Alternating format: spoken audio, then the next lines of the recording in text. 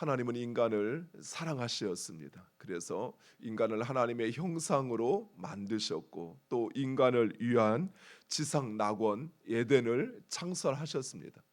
이 에덴이라는 말은 기쁨, 즐거움이라는 의미를 가지고 있습니다. 말 그대로 에덴은 인간을 위한 가장 아름답고 또 기쁘고 그리고 평화로운 그 모든 것을 갖추어진 지상 낙원이었습니다. 무엇보다도 에덴 동산의 중앙에는 생명나무가 있어서 인간은 영원토록 살아갈 수 있었습니다. 하지만 아담의 범죄함으로 에덴의 문은 닫혀버리고 말았습니다.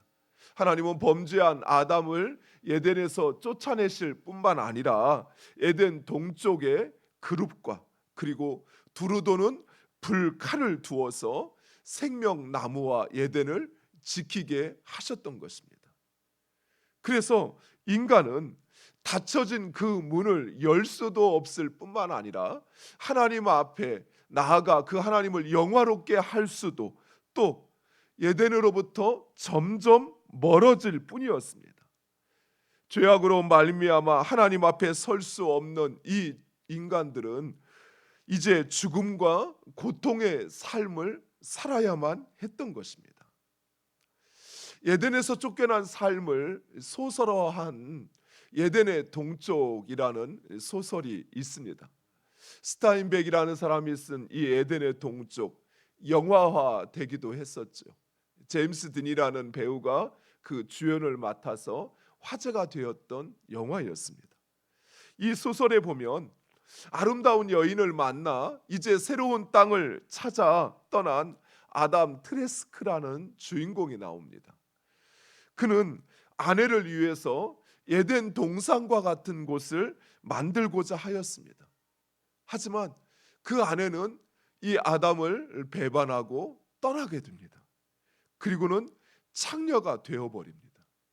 그 사실에 아담은 인생의 모든 소망과 기쁨을 잃어버리고 절망 가운데 살아갑니다. 그 아내가 떠나기 전에 낳았던 쌍둥이 아들이 있었습니다. 아론과 칼이라는 두 아들이었습니다. 아론은 아담의 성품을 닮았는지 그는 참 인격적이고 그리고 하나님의 뜻 가운데 살려고 했습니다. 그래서 사람들은 아담이 목사가 될 것이라 생각을 했습니다. 그런데 칼은 아론이 아담의 그 사랑을 받는 것을 시기하여 그 아론에게 자신의 어머니가 창녀가 되었다는 이 사실을 알게 하므로 아론은 모든 소망을 포기하고 그만 군에 입대하고 군에서 전사하게 됩니다. 칼 역시 아버지의 사랑을 갈구했지만 아버지는 자신의 모든 재산을 아론에게 남기고 죽음을 맞이함으로써 칼 역시 절망적인 삶을 살아가게 됩니다. 하나님은 이처럼 절망과 죽음을 향해 가는 인간을 포기할 수 없었습니다. 왜냐하면 사랑했기 때문입니다. 그래서 하나님은 예수 그리스도를 통해 그 닫혀진 문을 여시고 낙원으로 가는 길을 마련하셨습니다. 요한복음 14장 6절 말씀 우리 화면을 보고 함께 읽겠습니다. 예수께서 이르시되 내가 곧 길이요 진리요 생명이니 나로 말지 않고는 아버지께로 올 자가 없느니라. 그렇습니다. 예수 그리스도를 통하지 않고는 결코 하나님께 나아갈 수 없는 낙원에 갈 수 없는 유일한 길 예수 그리스도를 세상에 보내셨습니다. 물론 예수님은 그 닫혀진 문을 열기 위해서 너무나도 값비싼 대가를 지불하셔야만 했습니다.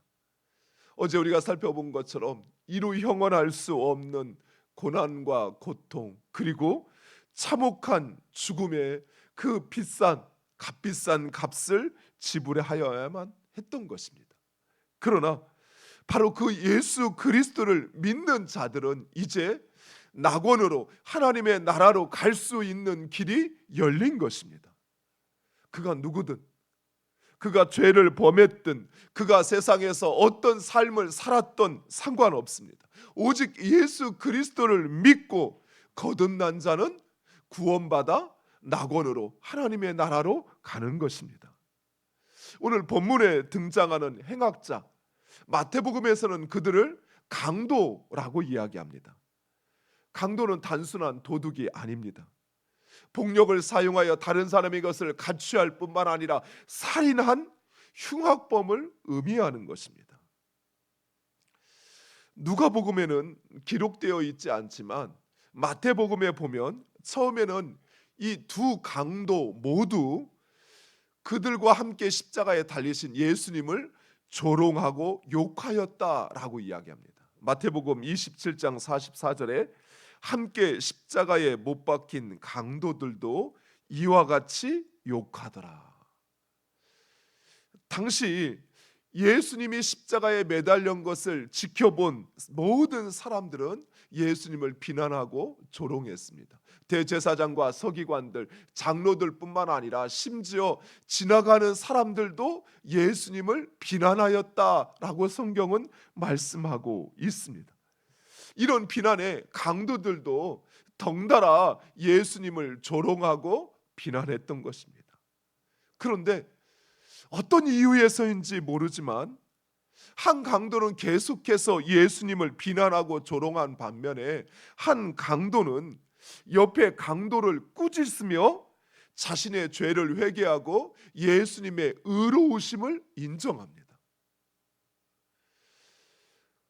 어떤 학자들은 그가 이전 예수님이 아기였을 때 이집트로 피난할 때 예수님을 도와주었다가 그리고 이때 다시 예수님을 보고 그가 메시아임을 인정하였다라고 말하기도 하고, 또 어떤 이들은 예수님께서 자신을 죽음으로 내몬 그들을 용서하시고 하나님께 기도하는 것을 듣고는 이분은 진정 메시아라는 사실을 깨닫게 되었다라고 말하기도 합니다.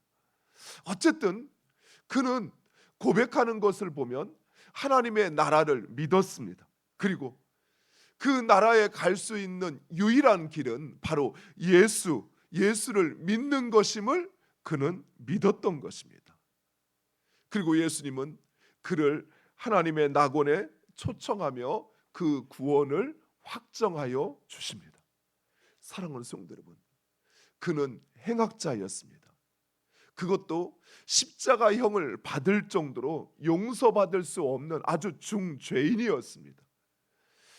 십자가형이 얼마나 저주스러운 벌이었는지 당시 사람들은 십자가라는 말만 들어도 그 귀를 물에 씻었다고 합니다. 저주스러운 말이 자신 안에 깃들지 않기를 바랬던 것입니다. 그런데 예수님은 저주스러운 그 죄인 중에 죄인을 하나님의 나라에 초대하시는 것입니다.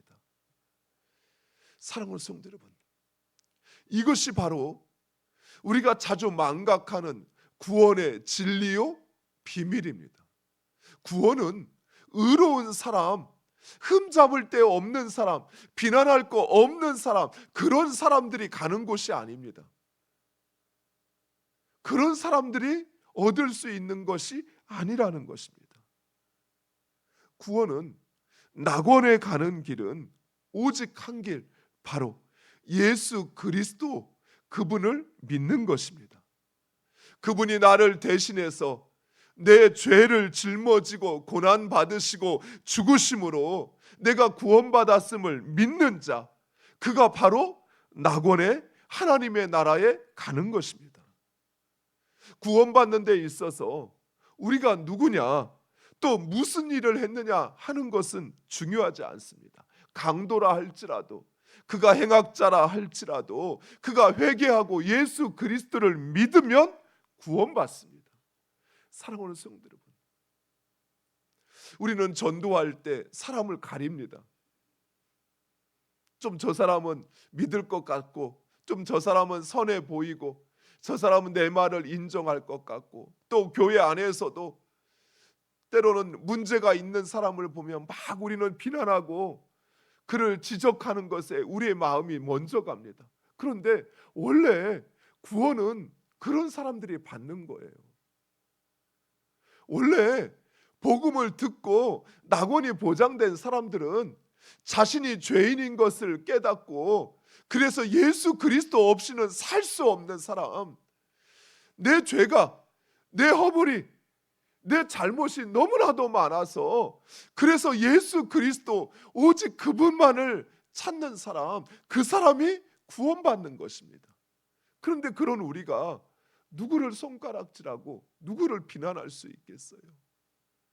바로 내가 그 죄인인데, 내가 그 행악자인데, 그래서 스스로는 구원할 수 없어서 예수님께서 나를 위하여 이 세상에 오셨고 고난받고 죽으셔야만 했던 그 죄인인데, 우리가 누구를 정죄하고 누구를 비난할 수 있겠습니까?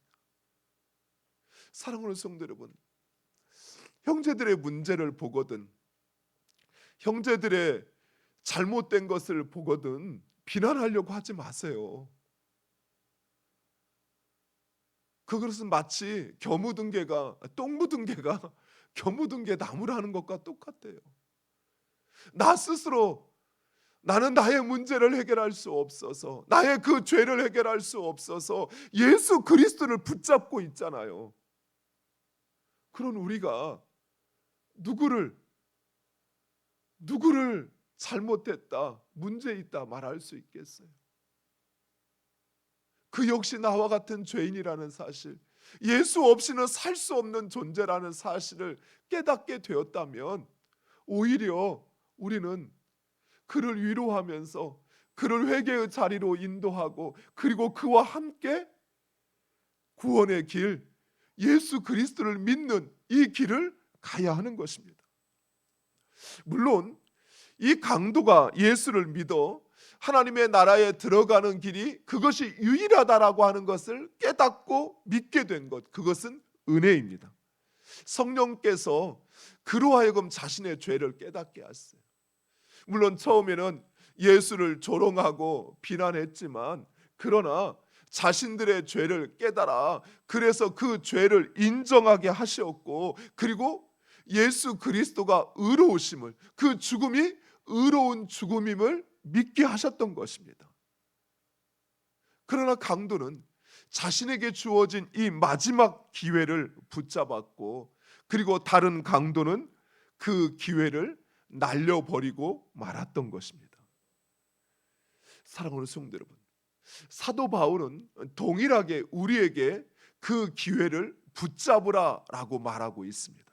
에베소서 5장 15절에서 우리 16절에 있는 말씀 화면을 보고 함께 읽겠습니다. 그런즉 너희가 어떻게 행할지를 자세히 주의하여 지혜 없는 자 같이 하지 말고 오직 지혜 있는 자 같이 하여 세월을 아끼라. 때가 악하니라. 아멘. 여기서 바울이 말하는 세월을 아끼라라는 말은 양적인 시간, 너에게 주어진 그 시간 얼마 안 되니까 그거 아껴라라고 말하는 게 아닙니다. 여기서 세월이라는 말은 헬라어로 카이로스라는 말이에요. 보통 우리가 양적인 시간을 말할 때 헬라어로는 크로노스라고 이야기합니다. 그런데 이 카이로스라는 말은 십자가에 매달린 그 강도가 붙잡았던 그 기회, 바로 기회를 말할 때 카이노스라는 말을 사용합니다.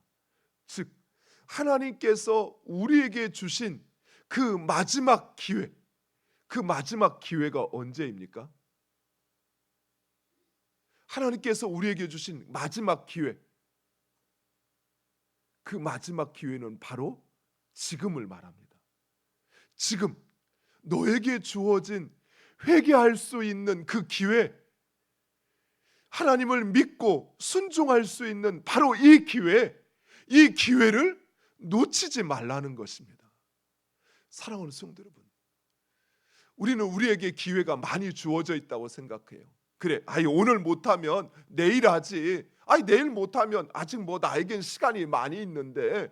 그런데 사랑하는 성도 여러분, 우리에게 그렇지 않아요.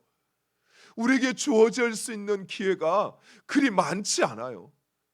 왜냐하면 우리는 오늘 이 시간만큼은 우리가 결정할 수 있어요. 내가 어떻게 할 건지, 내가 말씀을 듣고 깨달을 건지, 아니면 이 시간을 그저 날려버릴 건지는 내가 결정할 수 있어요. 그런데 앞으로의 시간 내가 결정할 수 없어요. 그래서 우리에게는 바로 이 시간, 지금이 마지막 기회인 것입니다. 회개할 수 있는 나에게 주어진 이 마지막 기회,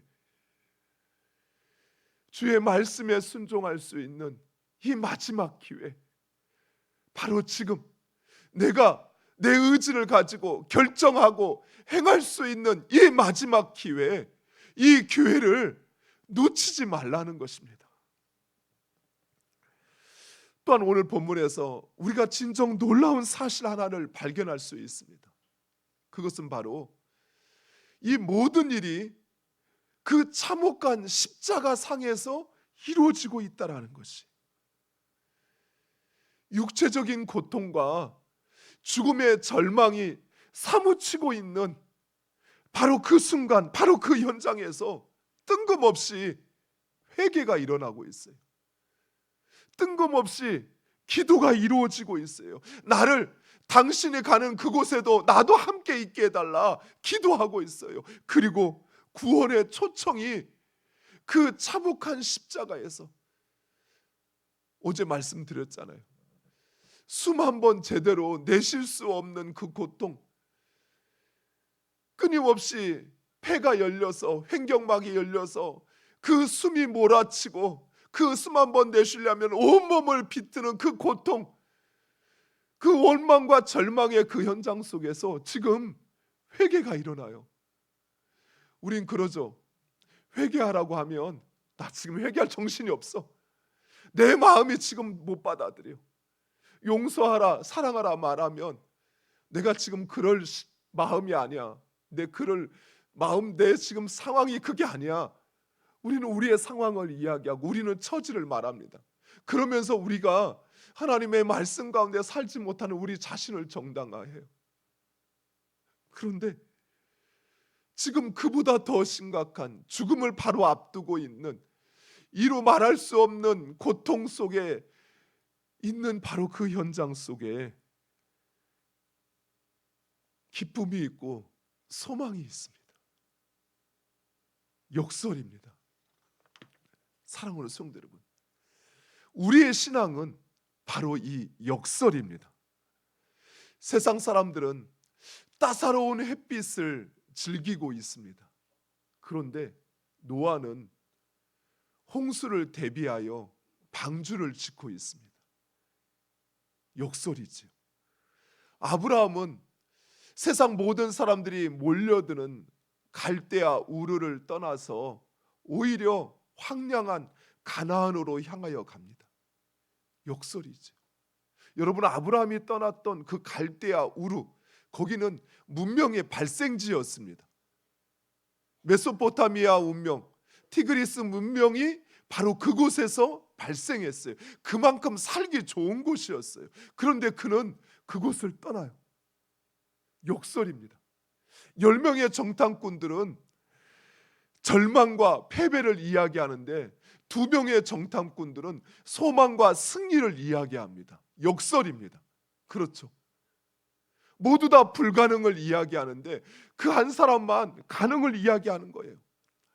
칼과 창을 들고도 골리앗 앞에 어느 누구도 나아가려고 하지 않는데, 다윗은 어린 아이들이 쓰는, 양을 몰 때 쓰는 그 물맷돌을 들고 골리앗 앞에 나아가요. 역설입니다. 가능하거나 될성 싶은 일이 아니에요. 그런데 이루어지고 있어요.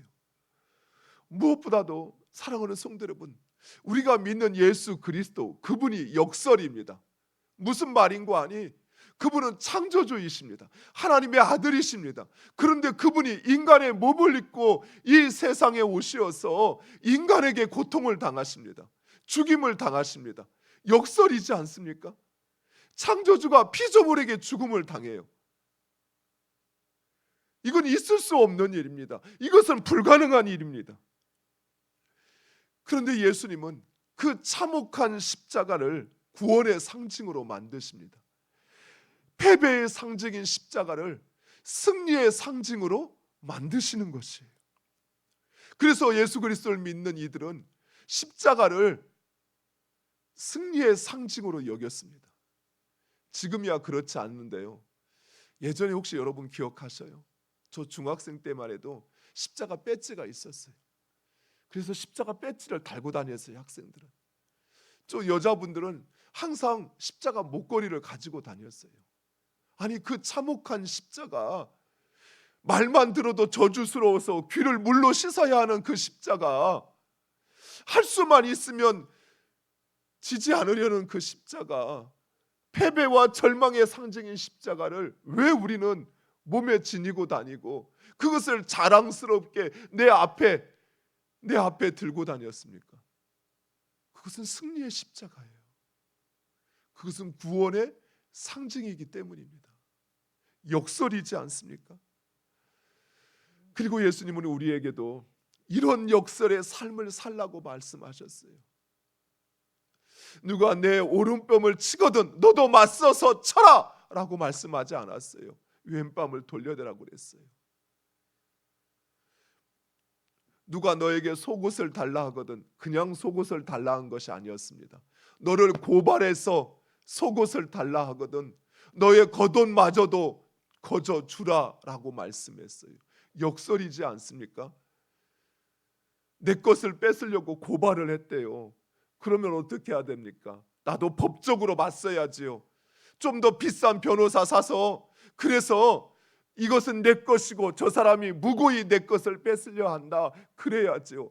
그런데 주님은 속옷도 겉옷도 주라라고 말씀하셔요.